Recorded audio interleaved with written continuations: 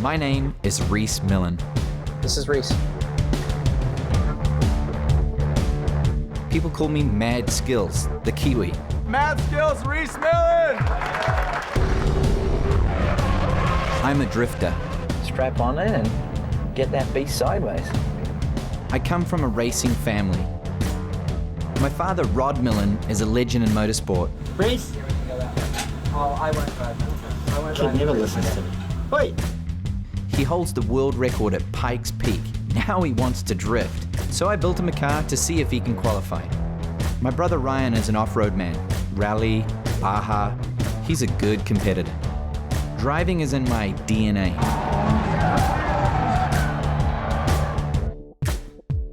In 2005, I won the Formula Drift Championship, but the road to victory was far from certain.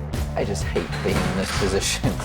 2 weeks before the final event, I had a 51-point lead until I hit the wall in Chicago and wrecked my GTO. Suddenly, I was just 11 points ahead of my closest competitor, Samuel Hubinette.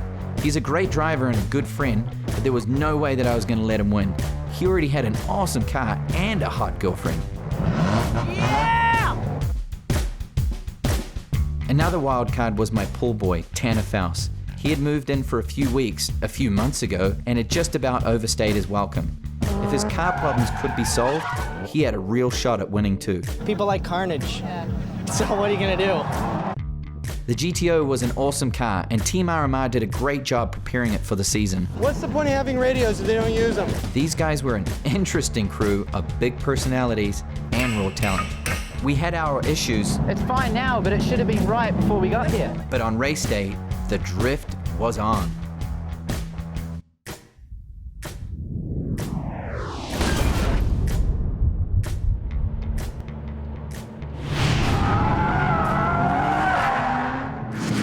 Competition in our family. It never stops. There's always competition. We've never run heads to heads. We've never run... In the same car, the same class, in the same race. This will really be the first opportunity. Dad's car produced about 375 horsepower to the rear wheels, which is 50 horsepower less than mine, but weighed in about... Less than yours, 50 horsepower less. For the record today, 50 horsepower less than my car. I'm looking forward to today, sitting back and watching. Who knows, maybe I'll learn something about the sport or the car setup. It's going to be fun.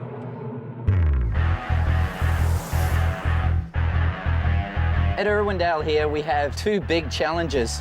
Obviously, holding high up against the wall at the end of the straightaway there, you'll clutch kick it and run it up high. You have 5 control pylons here in the middle of the course. Flick back here and then flick it back and run down against the wall. Connect the bottom two. So there's a lot of challenges, not only for the driver, but for the vehicle setup. A lot of challenges even for a developed team. And here we are, day one with this little gem.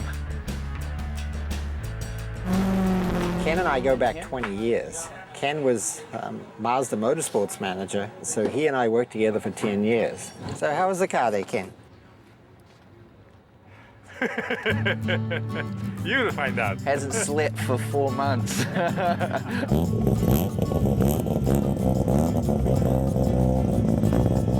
Looks cool, doesn't it? It looks great.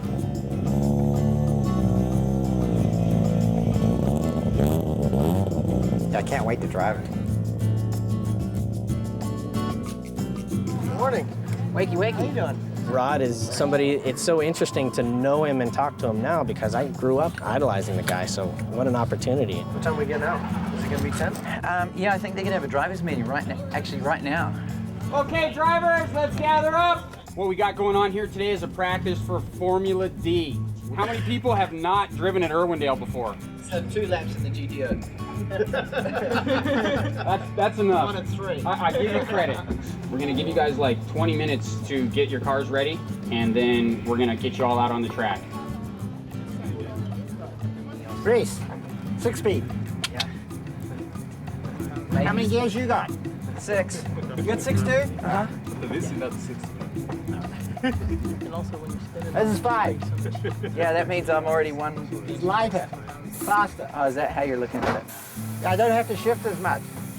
I got to go into the shop and check out the new RX-8. It is done right. The steering angle they got out of the car, and the RX-8 typically is something that you're not supposed to drift. It doesn't work very well because it doesn't have a turbo, but they basically built the engine bay from scratch. You know, I never had a name. It was amazing to be Rod Millen's son, but at the same time a lot of pressure to be successful and to produce results. I think it was more of the opportunities, the doors that he opened up that's responsible for me being successful not only in motorsport, but I think in business as well. I didn't believe it could be this good. I don't want to let him beat me, you know, I want to race him hard, and we don't expect it to be that great straight out of the box. I'm sure there's going to be room for improvement, and that's going to take a little bit of time, but it doesn't get much better than this.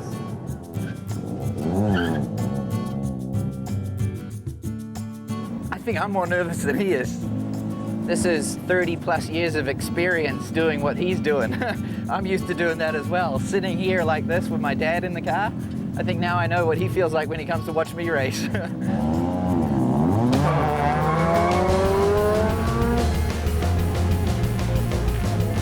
to fifth, not third.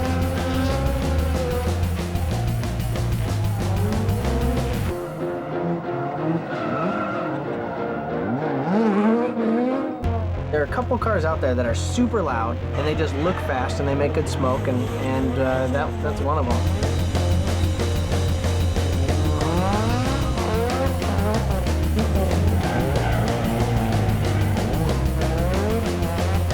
It looked like a guy who's been driving four-wheel drive for 15 years. He did exactly the same thing that I did when I first hopped in a drift car. And I know in his situation, he doesn't want to be bothered right now, or else he would have stopped here. He just needs to figure it out for himself. Look, it doesn't even squat. Barely, it does. I know, that's insane.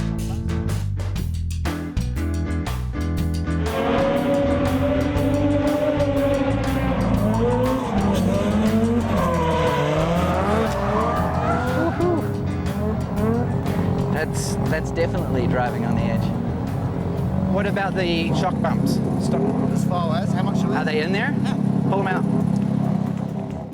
You know, most types of racing, you get to go put a few miles under your belt as you learn what the car's all about here. This one, you know, I think I've put 3/4 of a mile already on it. Suspensions just seems too stiff in the rear. You can break traction pretty easy to initiate the drift, but the other end of it is you can't regain traction real easy when you wanted to. The reason the guys are making some changes is to see if we make it stick a little better. This bump stop sits down in between here. We're thinking it's limiting the shock travel. The two spins that he had out there wasn't driver error. It's a matter that the car is not getting any lean, so the spring rate's going to infinity. So by eliminating the bump stop, we should get some roll in the chassis, should get some grip, and he'll be able to attack it. If I can just get to the point where I feel comfortable in the car, that'll be a big step today. Rhys has got a huge amount of experience in this type of racing. Maybe some things I can bring to the table here that can not only help out this car, but help out his program as well. And that'd be very cool if we could do that. Let's get back out on the track.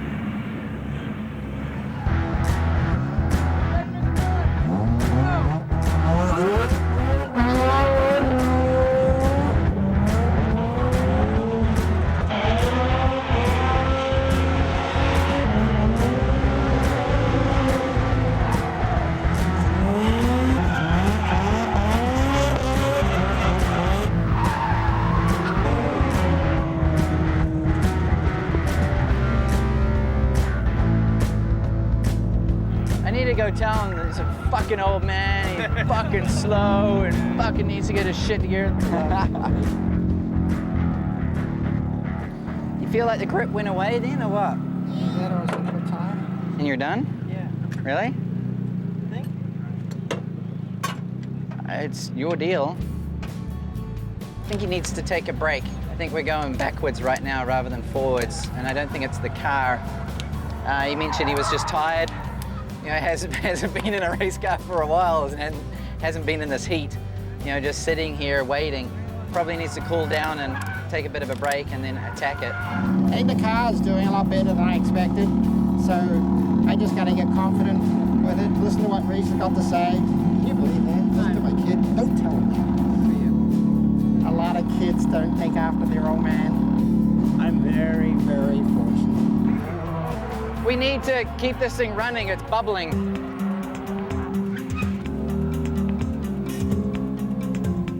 Yeah, Rhys should be my mechanic, you know.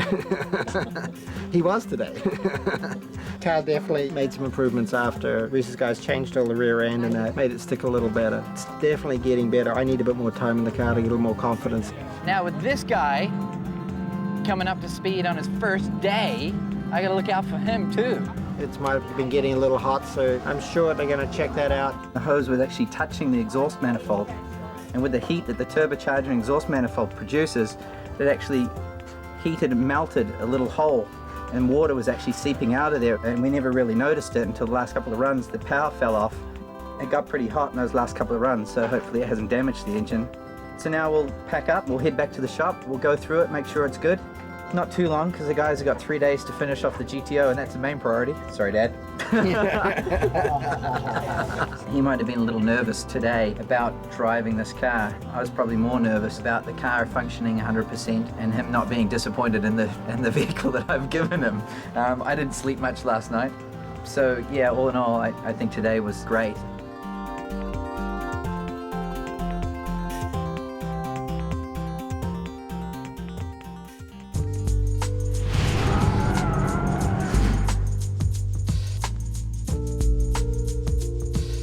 We haven't run the car for the last 3 weeks or so today is very important. By the end of today, I think we'll be on top of things. We'll have a good direction of finishing it up for Wednesday night and getting it ready for Thursday morning. Wow, there is still a lot of work to do. I've been out of the office for 2 weeks and I really expected it to be a little further along than this.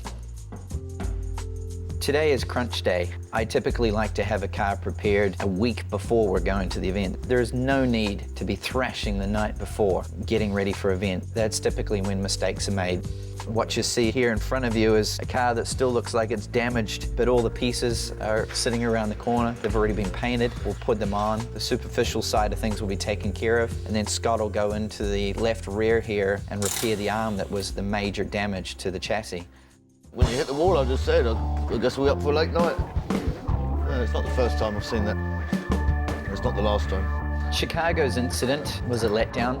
It was a big mistake, not only in damaging the car, but you know, we went from a 51-point lead to now 11-point lead going into the main event, the final.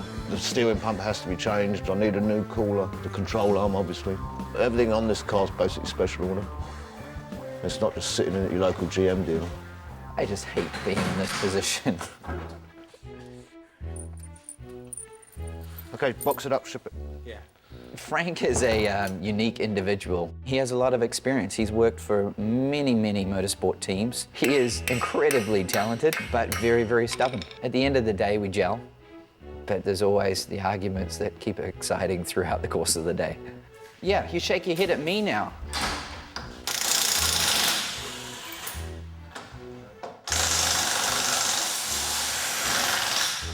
Keep shaking it, buddy, keep shaking it.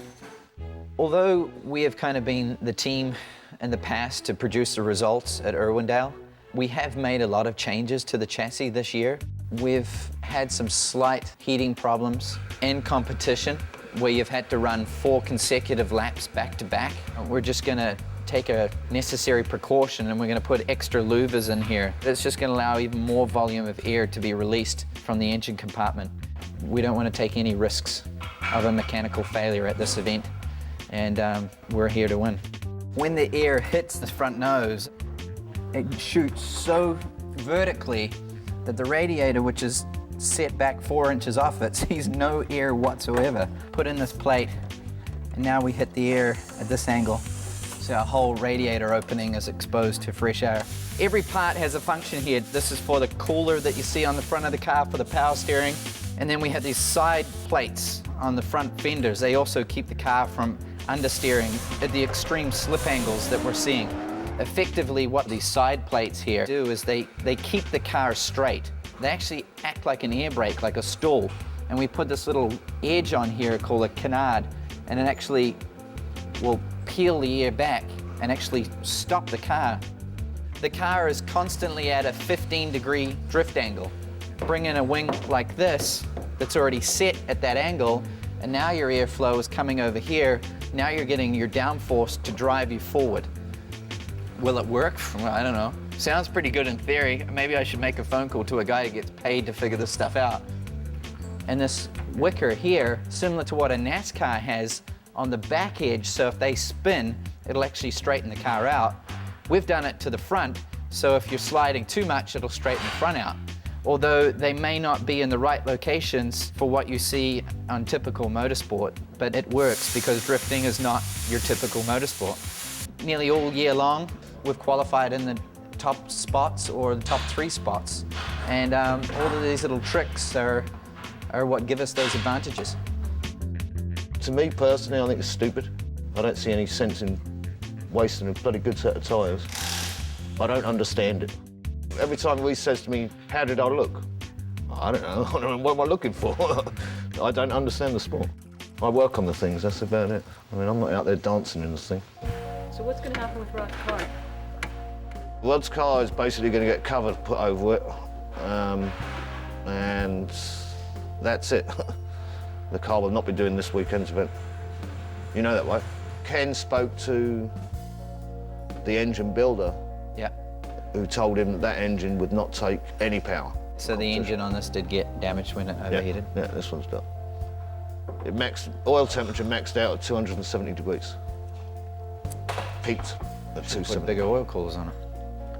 By the looks of it, it's definitely not going to happen. I know, and I know how temperamental they are. I'm not going to call Dad. Ah, that's a bummer.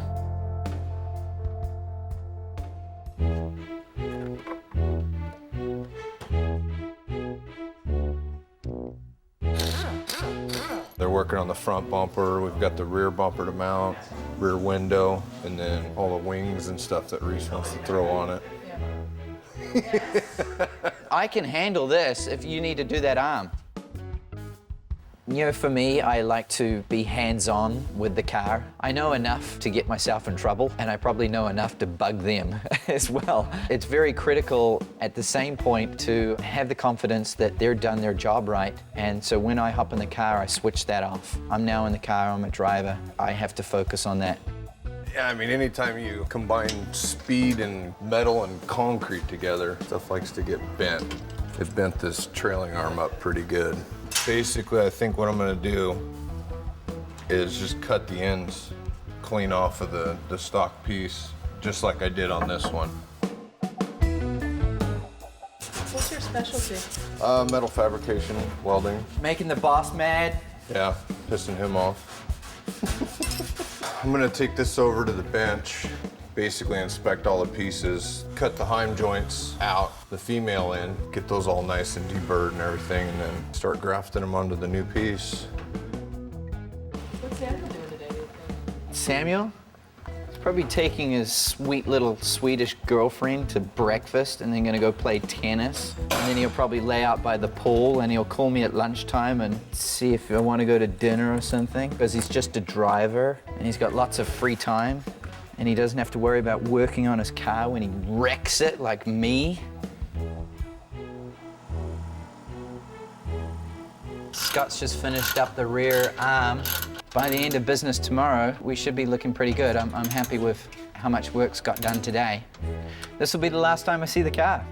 So I need to leave here today with the confidence that the guys have everything inspected, changed, and loaded.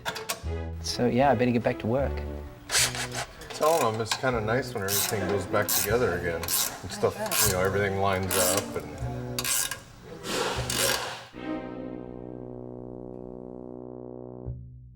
Scott? Yeah? Come here for a sec. Why do these just look different heights? Look at the gap between here and here, and here and here. This looks a lot lower.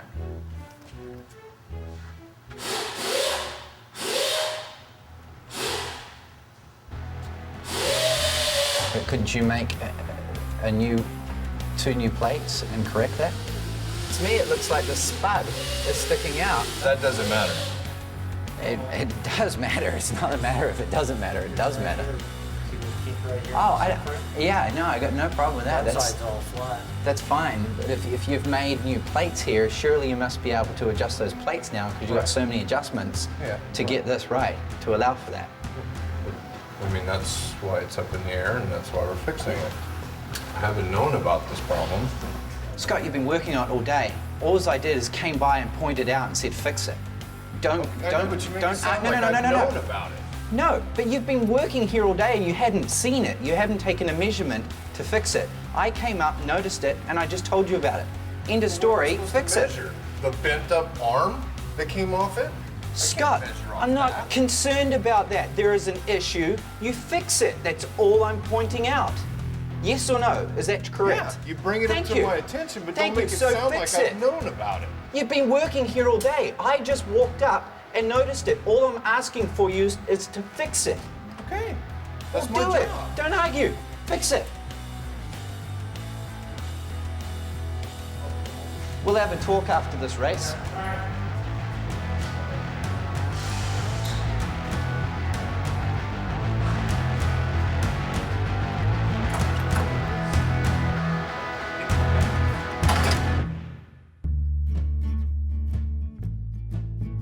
My mind is still in the shop. I don't think you ever leave a business behind, and you definitely never leave a race car behind. I moved to the US in 1990. You know, my father had been pushing me to come over for a number of years. You know, I was 17 years old. I was just starting college at Orange Coast College and working for Dad. My dad took the skills that I picked up at Orange Coast College and had me building his race cars pretty much straight away. I was like, Dad, I got to do my homework. And he's like, oh, I need you machining till midnight tonight. We got to get this done for Pikes Peak. Before I knew it, I was building my first race car. I had customers calling me after a magazine article was done on it. We want the exhaust system you make. We want the downpipe you make. We want the strut bar you make. So I took orders and then started making them myself. And then hired someone to help out. And here we are now. We have about 100 products that we make for the aftermarket industry. It's a fun business to be involved in. And over and above that, you get to come out on days like this and beat on other people's cars. Miatas, Nismos, Nissan Zs, Porsches. This is gonna be fun. It's Wednesday, we're at El Toro Air Force Base. We're here today with Speed Magazine, Road and Track. The setup for today is we're trying to find out what's the best production drift car, you know, right out of the box, off the assembly line. And there's nothing cooler than trying to drive a car sideways. Myself and Alex Pfeiffer will be driving the cars. He's a tough competitor, he's a good friend, and he knows how to wheel a car. So what do you think of that? 3 runs per driver. I do 3 laps in this car, you do 3 laps in it. We have 2 boxes in the car today. The V-Box 3, which is our typical everyday testing unit. It gives us speed, velocity, etc. And the Drift Box is specifically recording drift angle. So you'll have a consistent runs through the course and be able to get data worthy of comparison. If we go heads to heads in competition, he's done. That's it. Whatever, dude. See this? Yeah, it's gonna be a fun day.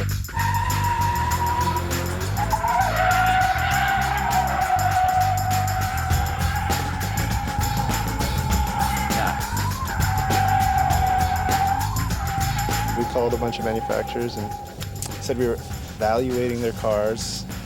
And like Alex right now is evaluating the Miata. Oh, evaluated a little too hard.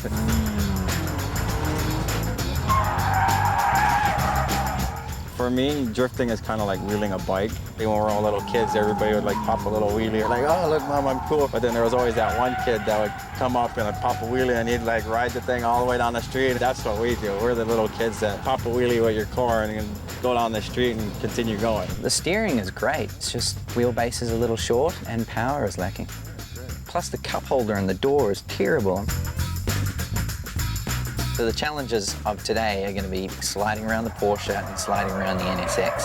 They're mid-engine cars, they have a lot of power, but they're designed for grip. Oh, that's coming around. Yo! That's why no one drifts a mid-engine car right there. I tried second gear, and as soon as the motor torques up, the wheel speed kicks in so much that you don't have control over it. You have to be so clean. As soon as you get aggressive, it's gone. You can slide it quite easy, but you have to find that sweet spot. Your slip angle is very minimal.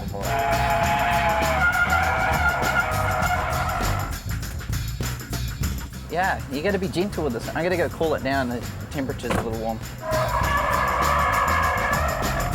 That's pretty smooth. So what's up? The 350Z? Yeah.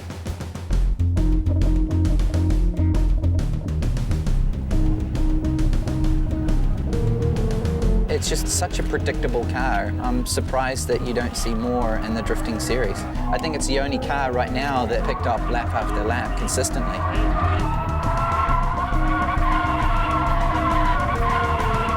This may be my pick for number one.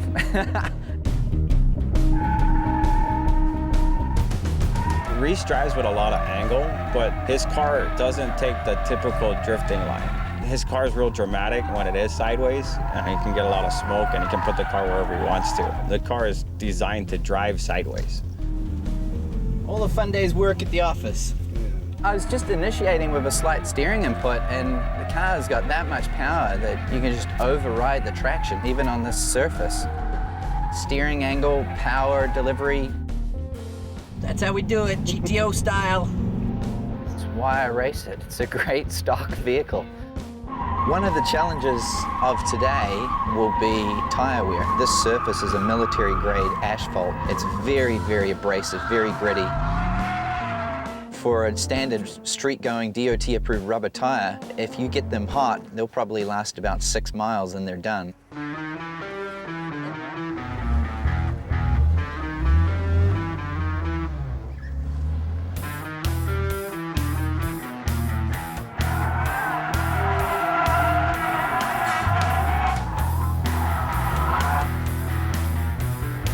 I think I just found my new number one. How do you like the grip on those tires? Incredible. Isn't it? You know what? My only complaint would be it gets hot very fast. Yeah. Maybe because the manufacturers didn't plan on it to be driven this way. They build enough steering lock into it, they should damn well figure someone's going to get it that sideways. I don't think I've ever hopped into a car before, not ever had any experience, and just felt so comfortable, so at home, so natural. We're running on a Yokohama Neova tire here. The grip content of this tire is a huge advantage over the other tires. After the end of a competition run, that's how it should look. We've got 2 cars to go, and we did that one in 45 minutes, so we can be out of here in an hour and a half, which means I can be swimming in 2 hours.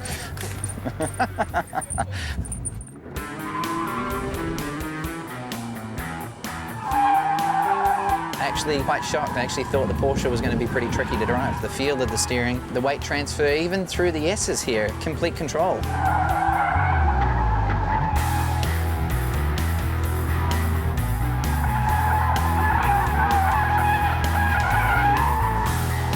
Our biggest challenge all year has probably been the potential threat of Samuel. Every event I've gone up against him heads to head, he has had such a huge amount of forward traction, and I'll have to see if that is the case even in the production vehicle.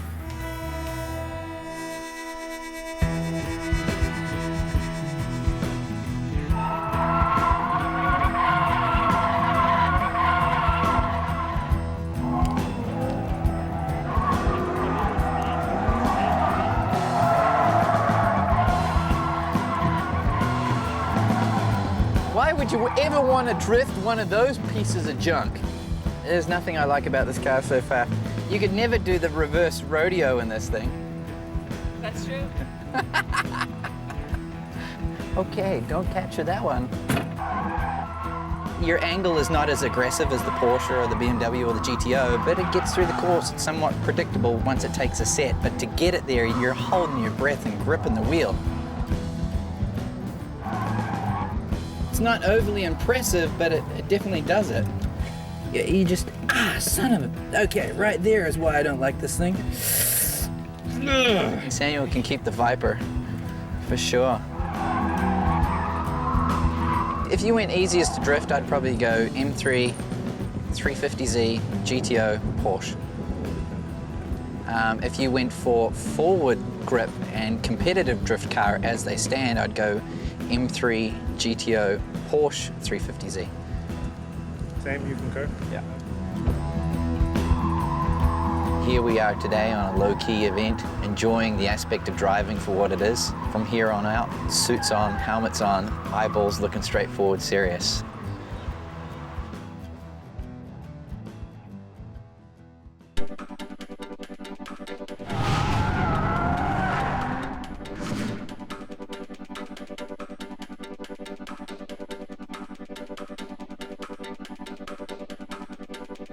What a wake-up call.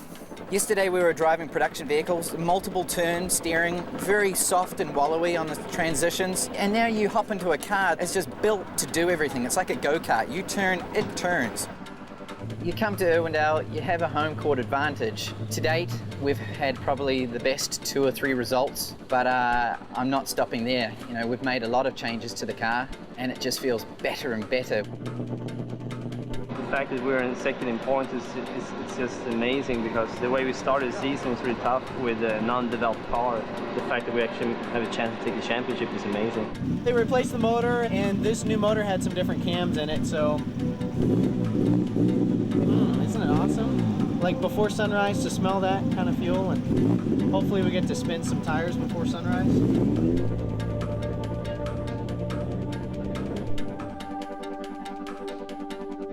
Welcome here to Irwindale Speedway.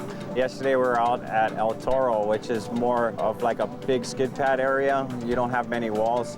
Here at Irwindale, the cars here are going to be a lot faster. They're modified for drifting. This weekend's going to be pretty crazy, because if you do something wrong, you're going to go right into those walls. What a way to wake up. Burn rubber, blip engines, and get sideways. You got your Indy 500, you got your Formula 1. This is Formula D, racing sideways. Oh yeah, details in a live report. Thursday morning, we've been doing some teasers and some interviews with KTLA. How long can you idle? A minute or two? Look, he don't like idle. How long can you idle? I've been idling for 5 years. Okay, that's what you said. Okay, wait. All right, well, I'm gonna take a ride. Oh yeah, it's always fun to take people for a ride, because they're like screaming and enjoying it and just giving you a high five. KTLA out there doing live broadcasts was a great and a big step in the right direction for the sport, and I think it really brings credibility to what we're doing. We're at the forefront of a new sport, and the more and more exposure it's going to get, the more respect it's going to get. Motorsport has become so mundane, so boring, and drifting really brings the excitement back into the sport. The cars are sliding, the tires are smoking, the engines are revving. It's just exciting to watch. Other forms of motorsport, you're just watching the cars going around in a parade lap. The exciting part is right before they crash, because they spin and lose control and the tires smoke. We do that throughout the whole course. My brain just can't get around doing, 80 miles per hour sideways. And you're in control, and you're doing everything Indy drivers do, NASCAR drivers do, Formula drivers do. They're watching, they're looking, but it's even more complex. Have you taken a ride? No. Oh, girl, grow some nuts and go.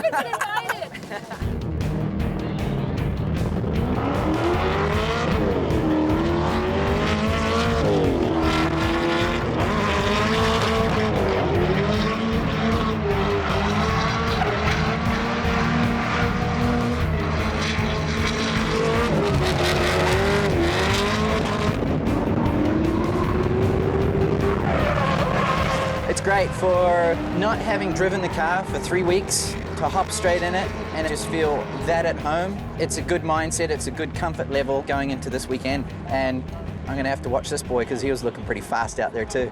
Tanner is an amazing driver. He comes from a similar discipline as myself, of a rally background moving into drifting. So he's very aggressive, very explosive. He's big on entry speed, big on angle, and if he doesn't spin, he usually pulls it off pretty impressively. Samuel, you're gonna have to watch out for. Yeah, he's looking quick. Full day of testing yesterday by himself. It's gonna be, that's a lot of good track time. Samuel and I are great friends, but it quite often comes down to him and I battling it out for the lead.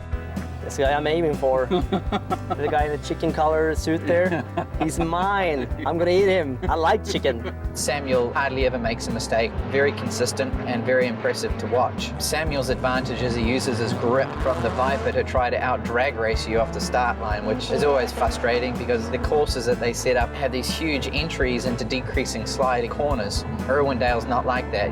It's a real driver's course.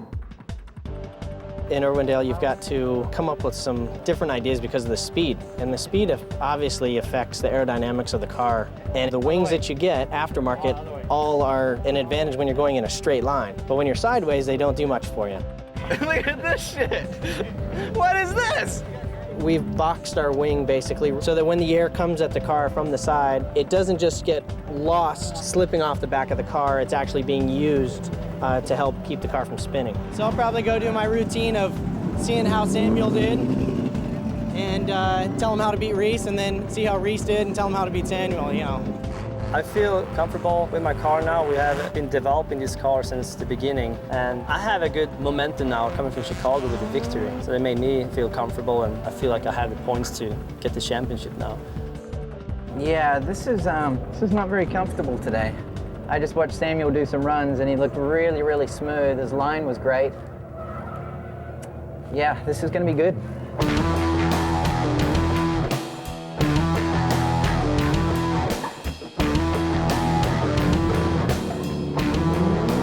One of the reasons this car works so well in the transitions is all the steering modifications that we've done to it. The modifications to the power steering pump, the power steering rack, the knuckles.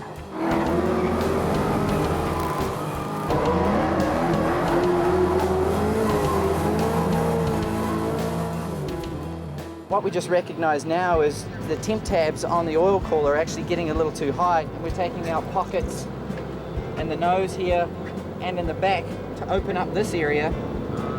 So on the direction of travel, all of this air will be traveling through here and getting to the oil cooler. Rhys gets a little bit weird, especially during testing. And he feels that the power steering needs to be cooled down a little bit more. And it's just a case of you're pleasing, so you just do it, even though it didn't need to be done because the temperatures are actually spot on. So yeah, it's just to please him. We did a little bit of driving this morning, but we're about to start testing. And the power is way down, and the little bit of driving we did earlier, the power is just off with this new motor. It turns out the cams are just a little bit different than the cams that we had in the last motor. So confidence level is a factor 6.8. I'd say out of 10 right now. I don't like hearing the motor sound bad when it's just even idling here. By the end of the day, hopefully that confidence level will be an 8.2, and by Friday afternoon, hopefully it'll be a 9.8. Oh wow, that'll wake you up in the morning.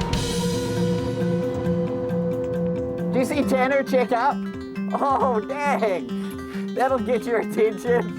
I looked over in the other mirror to see if you backed into the wall or not. I was looking for a way out. This side plate is to generate forward grip while in the slide.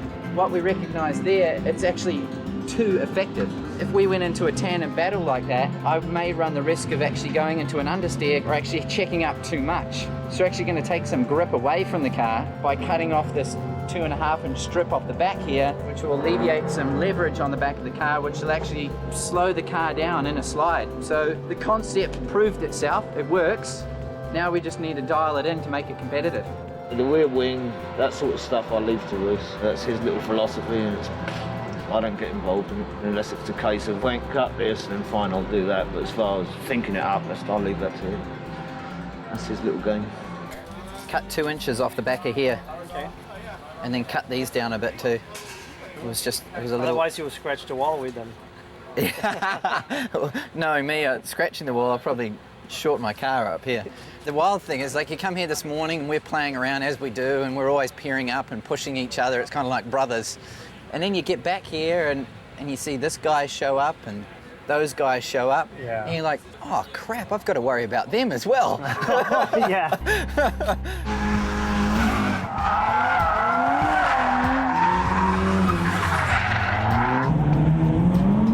These guys are all very accomplished drivers. Tyler McQuarrie, he's driven NASCAR, he's driven American Le Mans. Alex Pfeiffer's good. Daiyoshi Hara, he's a Tokyo-based guy, and he's pulling out some amazing runs. Ken Gucci in the Ford Mustang is put on an excellent show this year. My father used to do drifting back in Japan when he was a teenager, and he's kind of taught me the basics of drifting, and that's where I kind of started. It's gonna be a long weekend. Bong, 1 o'clock, and confidence level didn't quite make it up to 8.2. We're actually down a little bit. We've got a totally different problem now. Anything more than about a quarter throttle, and it just starts sputtering. Luckily, we've got, you know, a bunch of bright minds working on it. Got a lot of guys from other teams that have kind of come to help us out. So I'd say confidence level here at 1 is dropping, unfortunately, to about a 4.3, which is bad. Man, this is a challenging sport. Every time we run this car, we change something. And I don't think I've ever been in a car like that. And I'm not talking subtle changes, I'm talking huge changes, from aerodynamics to cooling to tire cambers. That was good though. The changes that we just did to the wing, see this? Means the changes were very good. Looking really good in it, and yeah. No, I mean, as long as he's happy, makes us happy. But at the end of the day, that's the guy I gotta watch out for. It's a little bit after 3 o'clock. You know, hopefully they're gonna let us run a little bit long, because we won't get another shot at it if they close us down at 4. So crossing our fingers, we'd like to get 2 more runs, and then as many as we can tomorrow. The car feels brilliant. For not driving it for 3 weeks, it's just a credit to all the hard work the team's done. I tell you, I don't think I've ever driven the car that hard. The transitions were so sharp and so aggressive, but it was just stuck. It was unbelievable. I don't praise myself much, but I finished that run and the arms were out the window, and I was like, that was just a great way to finish the day. So I know all you guys are busy. I know the championship is not decided yet, but after that last run, every one of you guys are responsible for giving me a car that I can do anything with, and I impressed myself on that last one. Let's keep the momentum going, because if we can keep that up, we've got him. Sounds good. Sounds like a plan. Awesome. Good job. Right now, 6 hours, go through that car and get it ready for tomorrow morning. You know, it's like hot days like this where I'm really psyched that I'm living at Camp Millen for the time being. So, because I'm looking forward to hopping in that pool.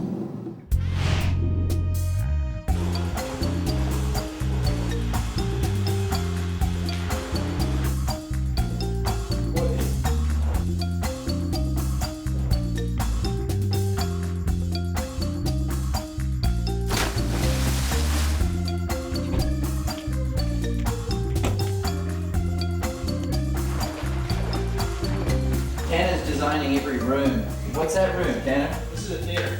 This is a theater room.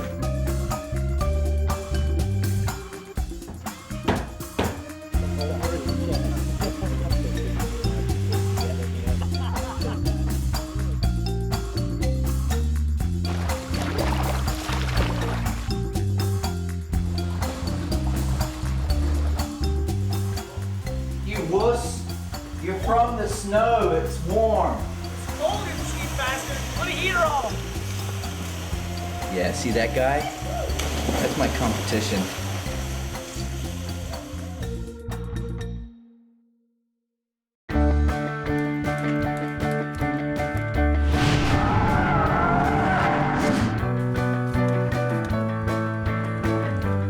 I was trying to sleep in this morning. It was like 7 o'clock and I started getting texts from like 7 till 9. I was just like, everyone was always talking about this. Dad called me 2 or 3 times yesterday just to see how everything was going. You know, it's really great to have that sort of support. He loves the sport. He really gets it and understands the big picture of how the fans are involved and the respect of the fans to the drivers. What's the first thing you want to do when we get there? Take a whiz. How about you guys? Yeah, definitely. What's the second thing I want to do when I get there? Look at the car. Make sure that everything that I was asked for is done. I got the guys to modify the wing plate so we can actually flatten it down a bit more in case we do have too much grip. And they've been putting some sort of spray system. Go through the checklist, make sure we're ready to go, strap on in and get that beast sideways.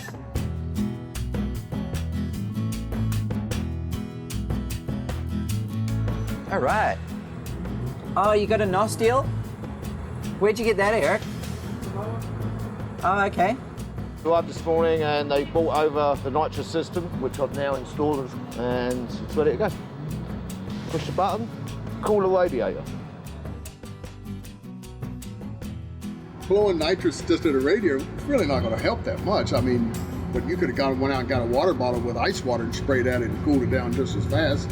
We will not be adding any nitrous at the last minute. Unless somebody higher up tells us to do it, but right now, no. This one has a lower, now we have one more lower now that we can go down. So we can go one more lower? One more lower. Okay. Have you taken Stina in the car? Yes, I have. Yes, a few times. Yeah. She likes it wild, fast, crazy. I'm crazy too, so I like speed, but of course I'm worried that something will happen, but I trust him, he's a good driver, so. And we have good seat belts. It's going to be a little bit less speed because of the heat. We didn't have any heating problems with my car, so it doesn't seem to be a problem. I had heating problems myself, so I'm just going to try to stay as cold as I can. One of the concerns we have as a drift team is tire temperatures and track temperatures. So we like to monitor the asphalt. In the shade here, the asphalt is about 98 degrees Fahrenheit. And then if you go in the sun, the track temperature, asphalt temperature on the surface is close to 130 degrees. That 40-degree split right there could be a couple pounds in your tires, would make a large difference in handling. The difference between spinning out and having traction is only maybe a half a pound in your tires. And the track temperatures will probably get up to around 150 degrees, something like that on the surface. So it's kind of a vital little thing to have, at any track you're going to. Just another thing to keep an eye on and enhance the performance of the car. All right, guys. Get your attention real quick. Very last practice session of the 2005 season. So I'm slightly saddened that I will not be getting to see you guys more often. We talked about the safety gear last time. Everybody's been doing a really good job of that, and obviously with the wrecks that we've been having lately, it just shows you how important that stuff is. Why are you looking at me when you say that? Well, you had a wreck a few weeks ago. All right, let's go get them. All right, guys. We'll see you out. Got some new gloves? Yeah, look at these. Look at those. These are fast. Look at this. Man, they're good. What are you doing Monday? Your dad have any plans? No. Do you want to come over for a barbecue? Yeah. I just figured, get some of the industry people or whatever now that, well, by then all the pressure would be off and yeah, ready to just relax. Relax and enjoy it. Yeah. Sunday, regardless of the outcome of this event, is going to be a huge pressure release.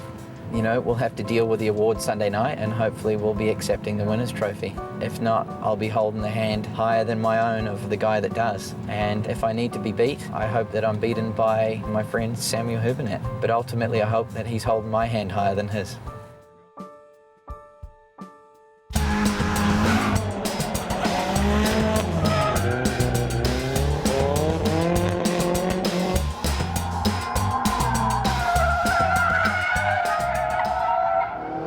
I'm about to head out there now and I'm gonna start pushing it harder.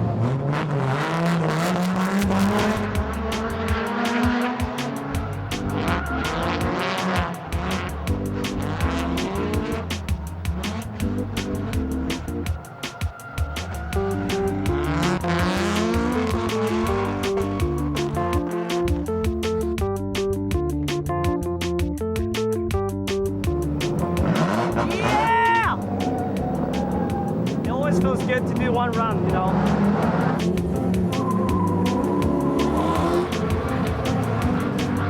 Those modifications to that front were great. That was 12 degrees cooler than yesterday just by doing that ducting. It's Friday, basically the night before the event. And this poor car has gone through so much.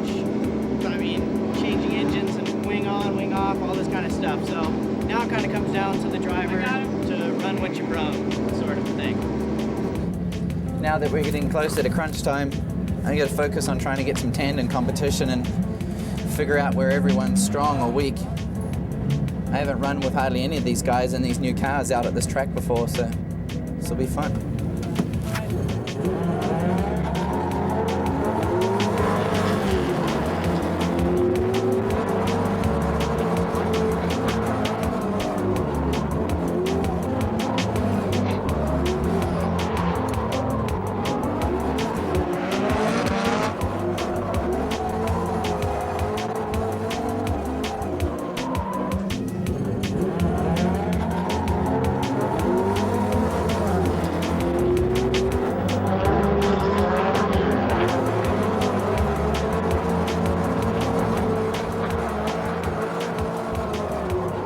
guys made the side plates out of the wrong material. Obviously, with the pressure that it's seeing, it's too stiff. This is a Perspex, and we need a Lexan, and a Lexan will not do that. A Lexan is so pliable that you can bend it on itself. And I think just from the pressure that the wing's seeing on the back of the car, it just blew itself apart. I didn't hit anything. I didn't hit anything, not this time. By lowering it down, we caught air underneath and it just ripped the whole thing off, because we've been flying all day. Yeah. Watch it, there it is. Just wham! The guys have just headed back to the shop to make the side plates out of the right material this time. I feel very relaxed now. I had a very consistent test day here, and go back and have dinner and sleep, and I'm ready for tomorrow. Och jag är imponerad av hans körsätt. He's impressed of his son. Very impressed. I'm very proud. We're still working on that first bank. It's kind of a quirky line right up against the wall, and it requires a lot of wheel speed. And slowly we're just kind of having to pull grip away and have a qualifying setup. And then if qualifying goes well, then a tandem setup, because the qualifying setup's not the fastest. The tandem setup will be better to go head-to-head with you know, the likes of Sam and Rhys. Hopefully we'll mix it up and not piss off any friends, but still, all's fair in love and war, right? All in all, the car's good, and you know, we had the speed and the grip to stay up with Samuel, and that's really what I need for confidence, because if we were in the lead, we'd be pulling away from him, which is a good thing. Welcome you guys out again. Thank you very much for being here. Right after this, we're going to go ahead and get you guys in pit lane. We're going to practice until 1 p.m. At 1:15, we're going to be doing qualifying. We want to see a high entry, fast throughout the whole course. First clipping point is going to be really, really critical. And let's show these people what we can do for Formula D. All right, guys, let's go do it. I love you. I love you all.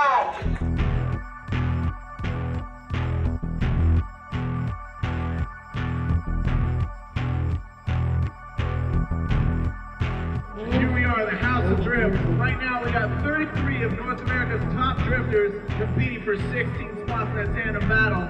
In first place we got Rhys Millen in the Pontiac GTO. In second place, Samuel Humanette, the Crazy Sweet in the Mopar Speed Dodge Viper. In third place, the Phenom in the Ford Mustang, Ken the Goosh Gooshie. Fourth place, we got Daijiro Yoshihara, and rounding out the top 5, Von Gittin Jr. We've been to all the stops, New Jersey, Atlanta, Chicago. It's coming down to this final event. It's just such an entertaining sport to watch. NASCAR is boring. Who wants to watch people go in a circle the whole time? Drifting is a combination of the best parts of all forms of motorsport. It's the tire smoke, it's the out-of-control spins, it's the loud noise, it's the cars door-to-door action on each other. It's everything, and that's all it is. That's why the fans are attracted to it. They can drive similar cars on the street, but they don't have the skill set that a lot of these drivers possess. So there's a higher regard for the drivers. Rhys Millen's one crazy-ass driver, gotta say. Really highly skilled driver.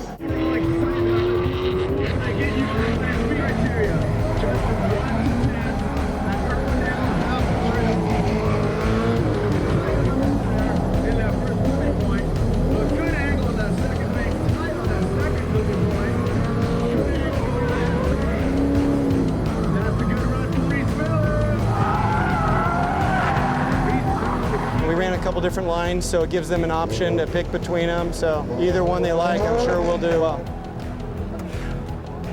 Man, am I happy to get that over and done with. There was a lot of quiet times before that, and I needed it. I needed it to be focused. I'm pretty happy. Stick by there. I want to call the old man. What? I want to call Dad. Okay, yeah, it was a good run. Yeah, inside, outside, like inches. Yeah, I think we got this thing dialed in pretty good. I'll give you a call later. All right, love you. Bye. As long as he's happy, then everything should be okay. Basically, we've done our work and it's now down to the driver. But now we'll take it back and go through it, put some new tyres in it and hopefully get him back out there. But in the meantime, you can still got to watch out for the rest of this lot, because things, I would say, these are good drivers out here and basically competition's still tough.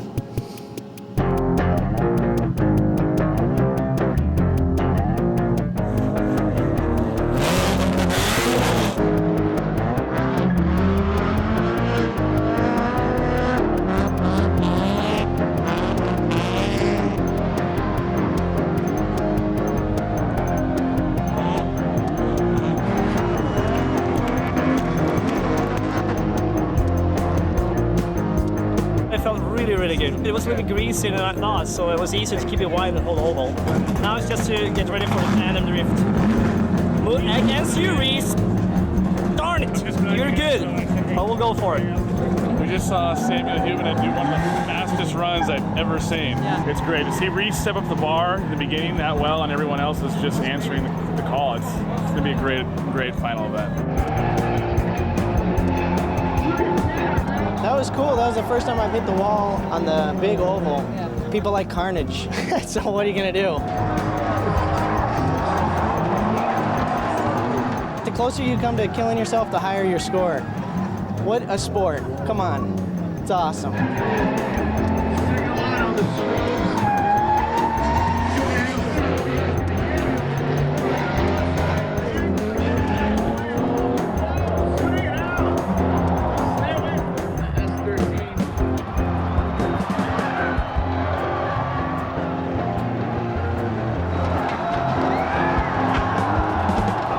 Drifting fans rock.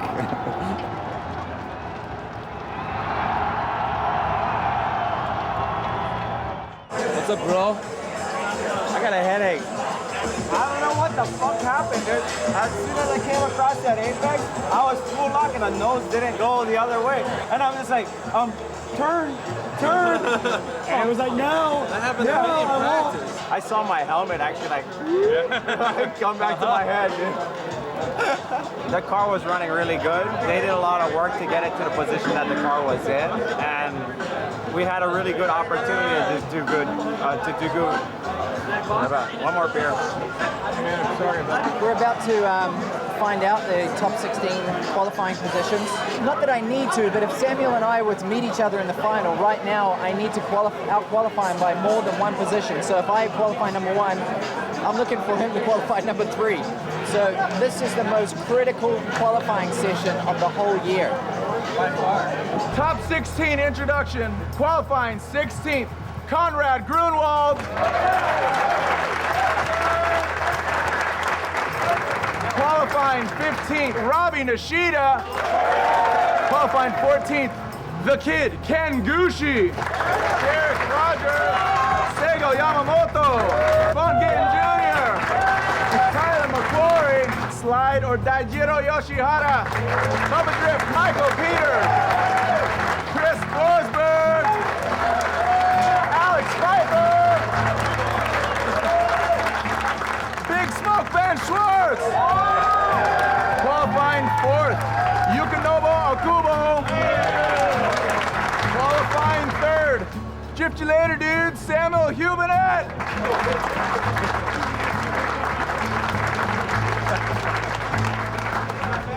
Qualifying 2nd, Tanner Faust.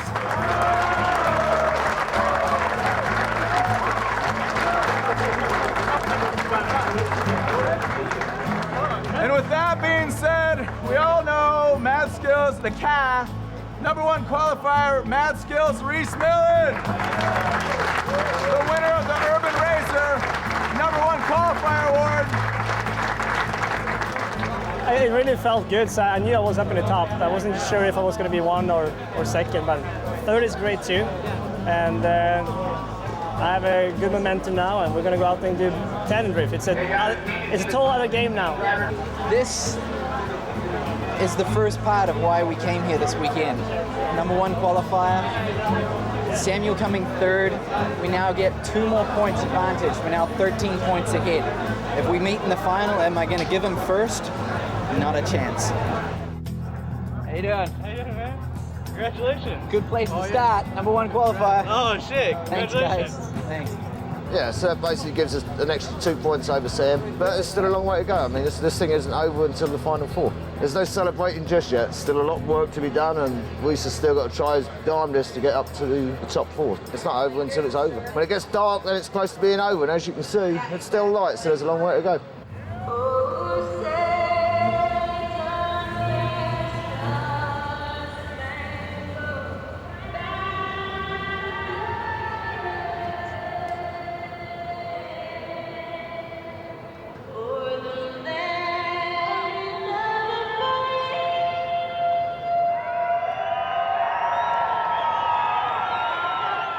Going to go up against Conrad Grunwald. This is 30 seconds of anything can happen.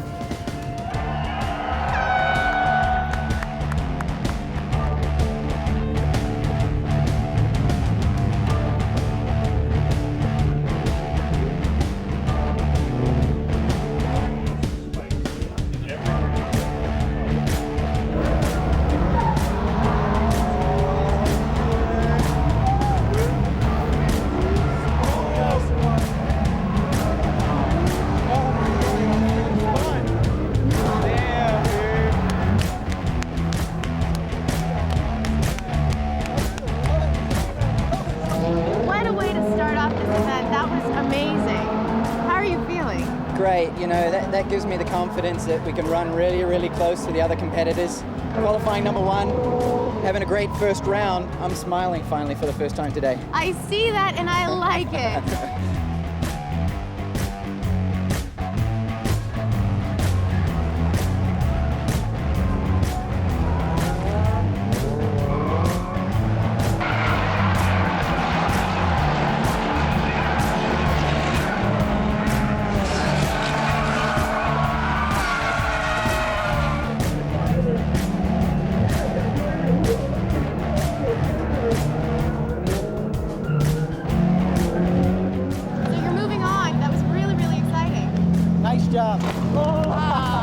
Dude, now you got to do this for me. Now you got to do this. All right, Yeah. Thank you, Robbie. That was fun.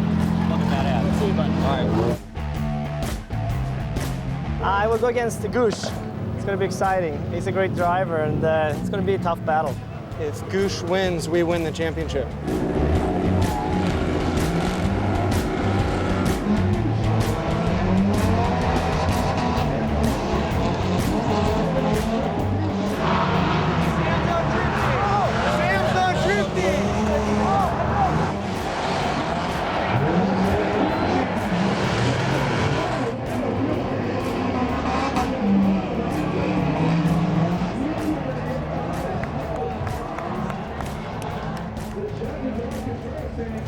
We're moving forward, and it's amazing, amazing, amazing. I can't believe I'm so hot in ranks from the start we had in the season.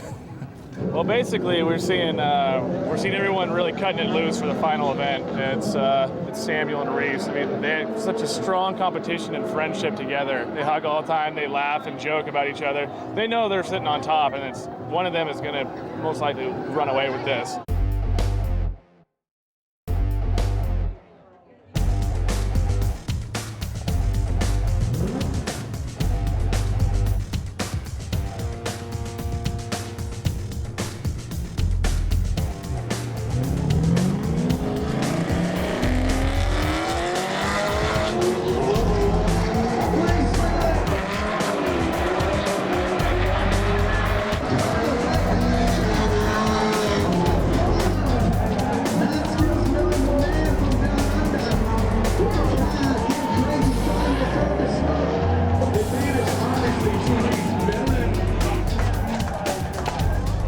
This is my rookie season. I'm pretty sure we're top 10 in the points right now. And man, you can't end the season going up against Rhys Millen here.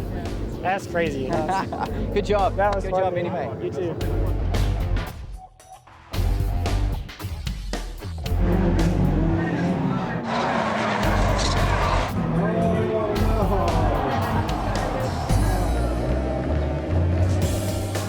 I just got lost in Chris's smoke there. Yeah. And I had so much more speed than him coming off the bank. It was like going to be a good setup for that turn. I got lost in the smoke. I saw his brake light right there. I kind of felt him graze across the front bumper and then spun right behind him.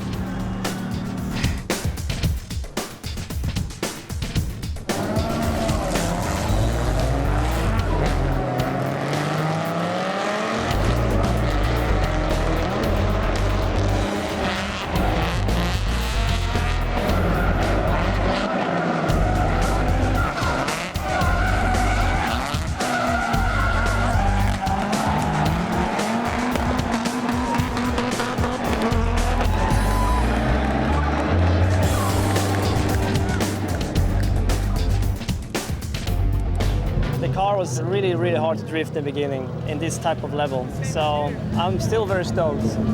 And that the Rhys, my friend, gets a championship trophy, that's awesome too, you know? So I will celebrate for him tomorrow and for myself for second place. So drift you later, I gotta do that because I will drift you later.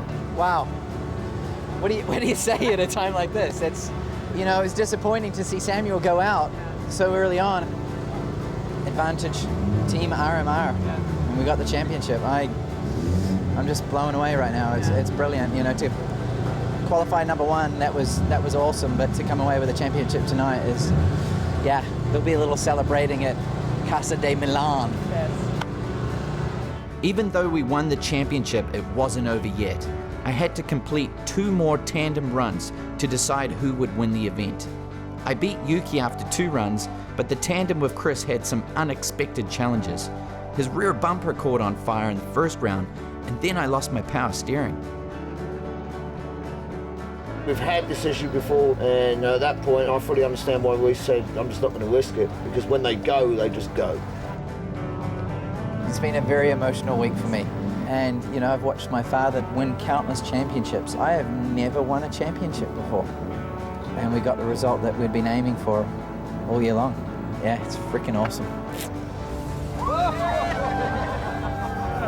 Yeah, the team, everything I asked of them today, they gave me. I pushed these guys hard, I pushed myself, and the result tonight is worthy of all that hard work. If you're not passionate about something that you do, something that you're involved in, then you'll never reap the rewards. You can't stop, you can't slow down. Got to keep pushing, because there's always another challenge around the corner.